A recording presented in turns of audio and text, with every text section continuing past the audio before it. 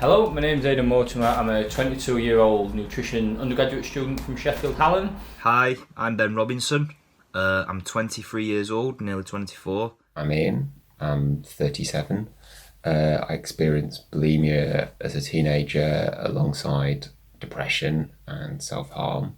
I've suffered from anorexia since the age of 15, so around 8-9 years now.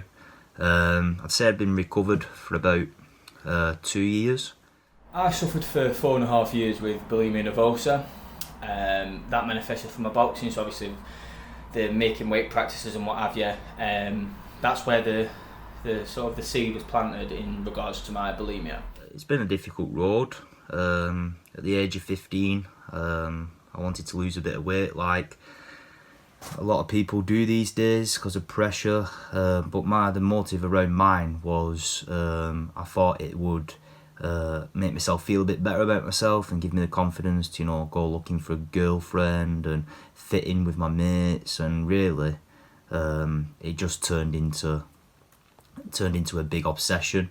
I sort of got it under control in my 20s, but when I was 29 in 2010, I split up with my then long-term girlfriend, decided that the way to make myself feel better was to lose some weight and get fit.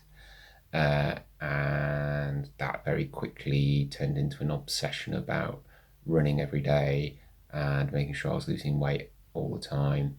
And that helped block out everything else that was going on in my life and in my head.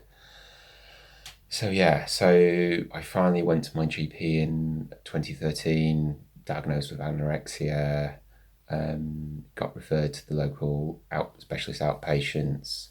I think in my case, obviously, eating disorders are very rarely spoken about in men, but I don't believe that it's less common in men than it is in women.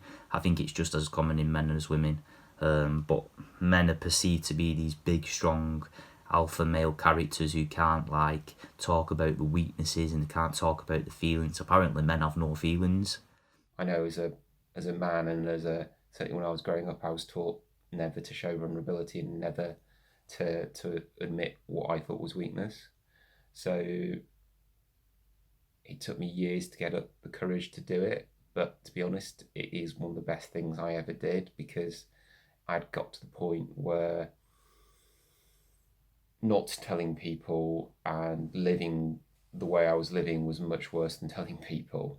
And I'd wish I'd been braver sooner.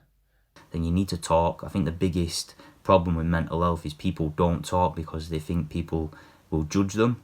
It's probably the hardest thing I've ever done.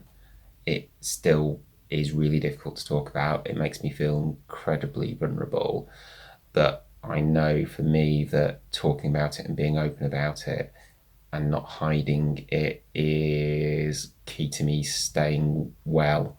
If you dislocated your elbow or broke your forearm, you wouldn't just wait for it to get better. You'd go and make sure that you had the best possible chance of making a full recovery. Do that with your mental health as well. But the more I spoke to my family and friends and the more I spoke to the people around me, the more they understood that, yeah, Ben can get an eating disorder and Ben has got one, so now we need to help him. Sort of societal perceptions of normality have no impact on your recovery whatsoever. The only person's opinion that's going to matter is yours. The other thing I say is people surprised me. It was mostly relief because I was giving them permission to talk about what was going on with me, and lots of people had been worried about me but hadn't known that it was okay to talk to me about it. And I've never felt so loved when people didn't reject me. I can't promise it's the same for everyone, but I suppose my experience is that it's a possibility. Trust me, the moment you take that first step to getting help is the biggest step in your recovery.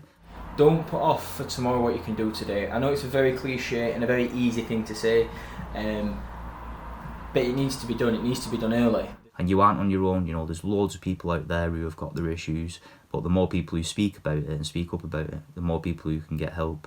So definitely just go and get the help you need. That's the biggest advice I can give you.